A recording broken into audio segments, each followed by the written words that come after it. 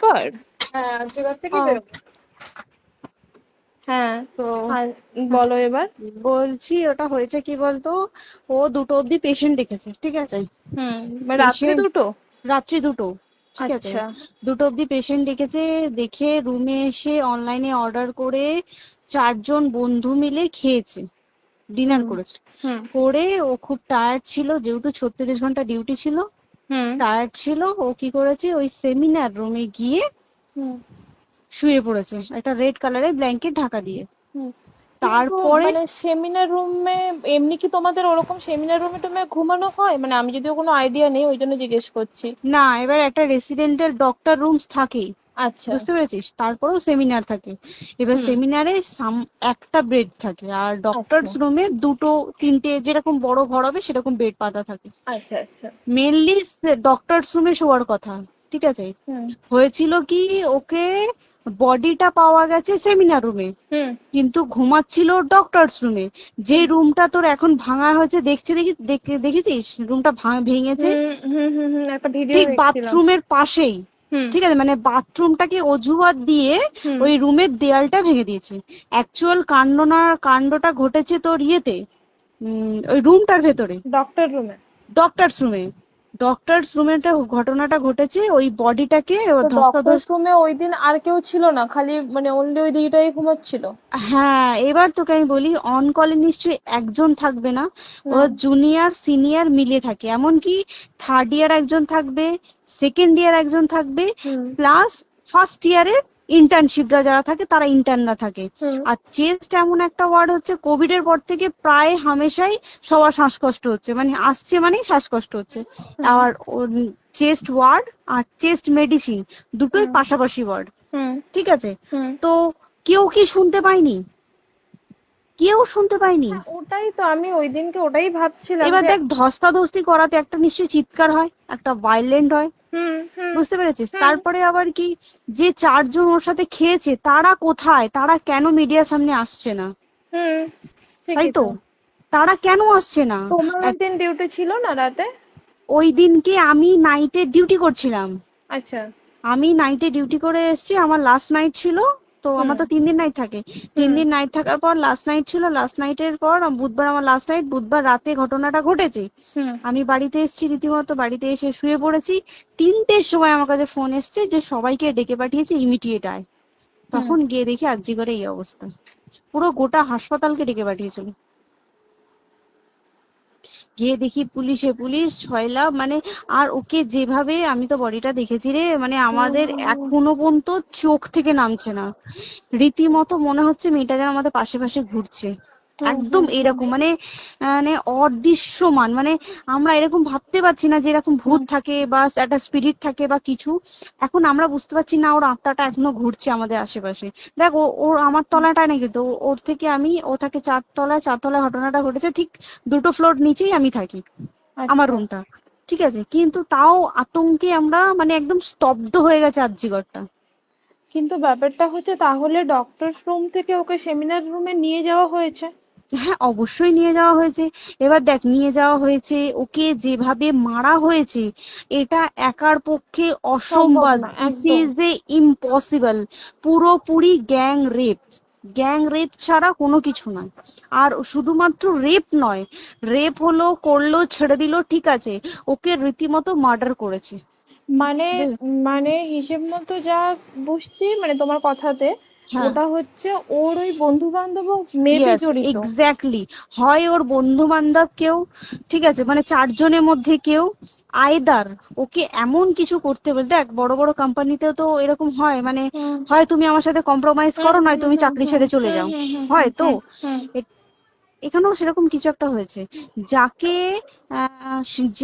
যে ক্রাইম করেছে সেও কিন্তু নর্মাল ডক্টর নয়, কিন্তু সেও একটা ভালো পোস্টে র্যাঙ্ক করছে, বুঝতে পেরেছিস, তবেই কিন্তু পুরো ব্যাপারটাকে হসপিটাল চেপে যেতে চাইছে, পুরো ব্যাপারটাকে। তাহলে এই সিভিক যে, ও কোথা থেকে আসছে? এবার তোকে আমি বলি ওটা কোথা থেকে আসছে। আমাদের প্রিন্সিপাল চেঞ্জ হয়ে গেছে, ডেপুটি সুপার চেঞ্জ হুম হয়ে গেছে, তারপরে আমাদের ওই অ্যাসিস্ট্যান্ট সুপার চেঞ্জ, সব চেঞ্জ হয়ে গেছে। হুম তারপরে যে ওয়ার্ডের ডাক্তাররা ছিল, সিস্টাররা ছিল, ওয়ার্ড বয়রা ছিল, মাসিরা ছিল, সবাইকে ডেকে এখন হুম সাসপেন্ড করা হয়েছে। হুম তারা কোথাও যেতে পারবে না, রোজ গিয়ে কোর্টে গিয়ে দেখা করেছে, আজকেও কোর্টে গেছিল সবাই। হুম তারপরে উম, তারপরে তোমার তোর এগুলো হলো, তারপরে তোর কি বলে, আরে বল না, ওই সিবিআই এটা হয়েছে কি, মানে ও সেই সঞ্জয় রায় যে ধরা পড়েছে, হুম অ্যাকচুয়াল কিন্তু ও নেই, হুম ঠিক আছে? ওর এতটা ক্ষমতাই হয় না। ও অত রাত্রে কি করতে যাবে? হুম ও অত রাত্রে ওখানে কি করতে যাবে?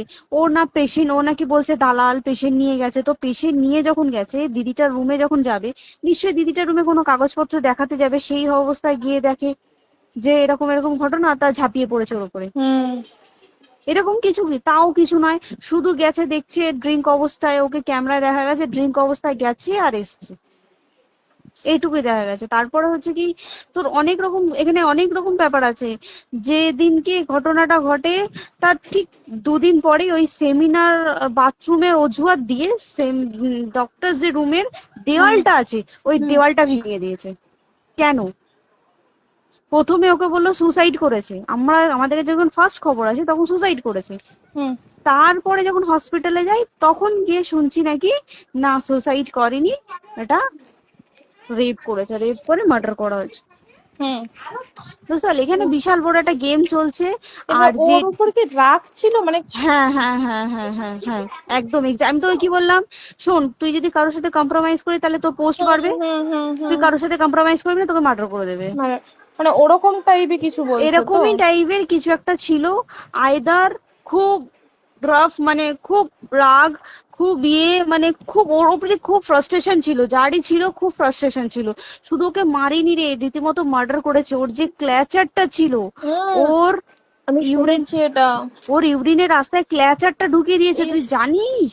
মানে কি বলবো, মানে ওকে দেখা যাচ্ছে না, আমরা তো দেখেছি নিজের চোখে, ওকে দেখা যাচ্ছে না। মানে একটা ব্লিড। মৃত্যু কতটা, মানে এইটা মানে প্রচন্ড কষ্ট পেয়ে একটা মেয়ে মারা গেল না? আর ওর যে গলাটা চেপে ধরেছে, আহ ওর ওই চেপে ধরাতে মানে এতটাই জোরে চেপে ধরেছে যে ওর চোখ ফেটে রক্ত বেরিয়েছে। আহ, ছি, ছি, ছি। বুঝতে পেরেছিস? মানে মানে কি বলতো, যদি ধরা পড়ে না উচিত, মানে যারা এটার সঙ্গে দায়ী না আর এই ওদের। যে সিবিআইটা হয়েছে, সিবিআইটা একমাত্র আমাদের জোরেতেই সিবিআইটা এসছে। মানে হুম হুম আমরা ওই সঞ্জয় রায় একার পক্ষে সম্ভব না এইসব। তারপরে পোস্টমর্টম রিপোর্টে তুই জানিস ওই আমাদের ভাজাইনা থেকে 150 গ্রাম স্পাম বেরিয়েছে। ইস, পোস্টমর্টম রিপোর্ট 150 গ্রাম স্পাম, মানে বুঝতে পারছিস? Hmm not a calculated, minimum minimum কম করে 6 থেকে 7 জন করেছে ওকে রেট। ছি ছি ছি।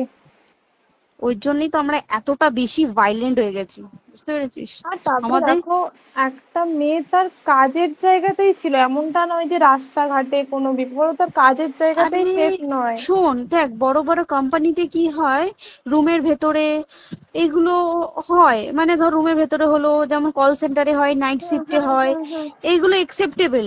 বাট হসপিটাল হচ্ছে কিন্তু এমন একটা আরজি এরিয়া, করের মতো একটা, হ্যাঁ। আরজি কর বলে না, যে কোনো হাসপাতালে কেউ যদি স্ব ইচ্ছায় কারোর সাথে রিলেশনশিপে গিয়ে করতে চায় সেটা আলাদা জিনিস কিন্তু, হুম ঠিক আছে? হুম কিন্তু কেউ কারো বিরুদ্ধে এইভাবে করতে পারে না রে, তুই জানিস না? মানে ওয়ার্ডে দেখ, কম বেশি আমরা সবাই ঘুমাই, কম বেশি আমরা হুম সবাই জেগে হুম। থাকি, জেগে তো থাকি। তাতে কি কেউ শুনতে পায়নি? তার কি একদম সেটাই। ভাইলেন্স ছিল না? যদি কেউ না শুনতে পারে তাহলে ওর খাবারে কেউ কিছু মিশিয়েছিল, হুম তাই কি না? হুম হুম সেটাও পোস্টমর্টম রিপোর্টে মানে লিক করছে না যে কেন খাবার খাবার ও তো খাবারটা খেয়েছিল, সেটা তো নিশ্চয়ই পেটেই ছিল, পেট থেকে তো হুম বমি করে বের করে দেন, সেটা হুম তো ফরেনসিক রিপোর্টে কিছু বলবে। হুম আর তুই জানিস না, দেনার দেন মানে ধর পোস্টমর্টম রিপোর্ট আসতে 3 দিন সময় লাগে।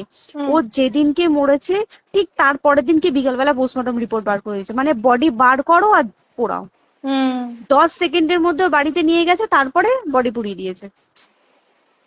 মানে কি বলবো, হসপিটাল, মমতা ব্যানার্জি, সবাই মানে তৃণমূল প্রত্যেক সবাই হুম এটাকে পুরোটাই কেসটাকে চাপা দিতে চাইছে, পুরোটা পুরোটা। তবে তুই ভাব, যে মানুষটাকে এত ক্ষতবিক্ষত ভাবে মেরেছে, তাকে অভিষেক ব্যানার রেপ কি কলকাতায় প্রথম হলো? নয়, হুম বিভিন্ন জায়গায় বিভিন্ন ভাবে রেপ হয়েছে, হুম ধরা পড়েছে, ফাঁসি হ্যাঁ। হয়েছে কি হুম। জেল হয়েছে। হুম। অভিষেক বন্দ্যোপাধ্যায় কেন বললো জাস্ট এট তোর কি বলে এনকাউন্টার করতে? মানে কি সঞ্জয়কে যদি এনকাউন্টার করে পুরো কেসটা চাপা পড়ে পুরো যাবে, কেসটা চাপা পড়ে যাবে একদম। স্টুডেন্টরা ঠান্ডা হয়ে যাবে, হুম হুম। আর আমরা সেটা মানবো না, আমরা সেটা হতেই দেব না। তাতে যদি চাকরি মানে আরজিকরটাকে সিল করতে হয় তাতেও আমরা রাজি আছি, সিল করে দেওয়া হোক আরজিকর, সিল করে দেবে মনে হচ্ছে যদি ঠিকঠাক ভাবে। এবার ওই জন্য আমাদের দাবিতে সিবিআই এসছে। এবার তুই একটা কথা বল, যখন দেখতে পাচ্ছে মমতা ব্যানার্জি যে কলকাতা পুলিশ আমাদের জন্য কিছু করতে পারছে না, আমরা কিছু মানতে পারছি না, 7 দিন ধরে বার করতে পারছে না, হুম। তাহলে সেটা 2-3 দিনের মধ্যে কেন হ্যান্ড ওভার করে দিল না? হুম। তাই তো। তাই কি না? তারপরে দেখ পিডব্লিউডি একটা লো পোস্টের মানুষ, মানে যারা ভাঙচুর করে, মানে সিমেন্টের যারা কাজ করে তাদেরকে হুম। পিডব্লিউডি বলে। হুম। এবার পিডব্লিউডির নিশ্চয়ই হায়ার অথরিটি থেকে অর্ডার এসছে তবেই ওরা গিয়ে ভেঙেছে। ওরা হুম। নিশ্চয়ই পাগল নয় দুম করে গিয়ে কোনো গভর্নমেন্ট প্রপার্টি ভেঙে দেবে। হুম। অর্ডারটা কে পাস করলো যে এখনই চেস্ট ওয়ার্ডটাকে ভাঙতে হলো? সিবিআই আসা পর্যন্ত অপেক্ষা করতে পারতো। কারণ আজকে অত বড় বিক্ষোভ হবার কারণ কি হচ্ছে? একটাই কারণ, যে মেয়েটি মারা গেছে ঠিক আছে, কিন্তু তাকে এত বেশি মলেস্ট করে, এত বেশি রেপ করে বা বেশি ওকে মেরেছে, তার কি কোনো প্রতিবাদ নেই? তুই কোথায় সেফ পাবি তুই আমাকে বল? তুই ধর চাকরি ছেড়ে আজকের সরকারি চাকরি ছেড়ে তুই প্রাইভেটে যাই, প্রাইভেটেও তো তাই একই কোথাও না, অবস্থা, একদম একদম। প্রাইভেটেও একই অবস্থা। তুই কোনো চায়ের দোকান খুলে বসবি, অনার্সশিপে তুই বসলেও তাও এসে তো হাজার ছেলেরা থাকে, হুম। হাজার ছেলেরা টিজ করে, তুই কোথায় কি করবি? তাহলে আমাদের সেফটি কোথায়? আমাদের মুখ্যমন্ত্রী মমতা ব্যানার্জি সে একটা লেডি হয়ে তাহলে আমাদের কি সেফটি দিয়েছে? আমাদের কি লক্ষ্মী ভান্ডার দিলে this is a problem solve? পুরো মাসের আমাদের কি সব খরচা চলে যায় লক্ষ্মী ভান্ডারে? জানি না, আই ডোন্ট নো। মানে আমরা প্রচুর ক্ষেপে আছি, প্রচুর। মানে এর বিচার না চাওয়া পর্যন্ত তা তুই ঠিকই তো। ভেবে চল কি এটা সলভ হবে না। আমরা মানে বিচার আমি নিয়ে আমি কথা বলবো। 2 দিন ধরেই ভাবছিলাম তোমাকে ফোন করবো, কিন্তু মানে এটা ওটাতে হয়ে উঠছে না। আর তোমাকে তো হুম। আমি ওই দিন রাতেই হোয়াটসঅ্যাপ করলাম না। হ্যাঁ হ্যাঁ এবার হ্যাঁ তখনই না আমি ব্যাপারটা অতটা বুঝতে পারিনি, আর আমার তার পরের দিনই ভোরবেলা ডিউটি। তা হ্যাঁ। আমি খুব তারপর সাবধানে থাকিস রে, আর খুব বলো না, সাবধানে না না। থাকিস। হ্যাঁ তাই তো, এখন মানে আর তোমরাও সাবধানে থাকো সবাই। কি বলবো বল, কিছু বলার নেই। দেখ আমাদের মধ্যবিত্ত মানুষরা, আমাদের চাকরি করে খেতেই হবে, সোজা কথা। একদম একদম। তাই কিনা বল? বাবার এত হুম। পুঁজি নেই যে বসে অত বসে খাবো, ঠিক আর আছে? সেই মেন্টালিটিও নেই। পুঁজি হ্যাঁ যদিও থাকে, মেন্টালিটিও নেই হ্যাঁ যে এবার বাবার তুই, পুঁজিতে খাবে। এবার একটা কথা তুই বল, চাকরিটা কোথায় গিয়ে করবো তুই একটা বল? কোন সেটাই। স্টেটে গিয়ে চাকরি করবো তুই আমাকে বল? ওই যেমন, মানে এটা হয়তো আমার মা যেমন বাড়িতে থেকে 7টার মধ্যে ঢুকে যাও, দিদিকে তো ধরো অনেক রাত অব্দি 9টা, 9:30, 10টা অব্দি ল্যাবে থাকতেই হয় না। এবার তুই কি করবি কি বল, কি করবে করবি? বলো তো, এখন কিছু নেই। করার আছে? দেখ ল্যাবেও তো সব ছেলেরা আছে, ছেলে হ্যাঁ আছে মেয়ে আছে। তুই একদম। কাকে বারণ করবি, তুই কাকে বিশ্বাস করবি তুই বল? তুই ধর কলিগদের সাথে খেতে বসেছিস, ঠিক আছে, তোর টিফিনটা যদি কেউ চাইলো তুই তাকে না দিয়ে পারবি? না একদমই, আর কার মনে যে কি আছে সেটাই তো কি খুব বলবি সমস্যা। বল? এবার তুই বল খাবারটা যে খাবি, তোর টিফিন কেউ চাইলো বা তোকে যদি কেউ বললো কে একটু একটু খা, যেমন আমরা শেয়ারে হয় স্কুলে হ্যাঁ যেটা আমাদের আমাদেরও শিখে হয়, এসেছি, যেটা হ্যাঁ স্বাভাবিক, এটা সবারই এটা তো হয়। স্বাভাবিক। তুই বল তাতে যদি এরকম অবস্থা হয় তাহলে কি করবে মানুষ, তুই আমাকে বল? আজকেও তো তাই আমাদের দেখ না, 11টা থেকে আমাদের তোর ক্যান্ডেল দিয়ে হোয়াইট ড্রেস হুম। পরে সব শ্যামবাজারে একতা হবে। এখন আবার বৃষ্টি শুরু হয়েছে, কে জানে বৃষ্টি, কি প্রচুর বৃষ্টি শুরু হলো। কি হুম। হবে জানি না। ঠিক আছে গো, টাটা। হ্যাঁ হুম চল টাটা। হুম হুম হুম। হুম হুম।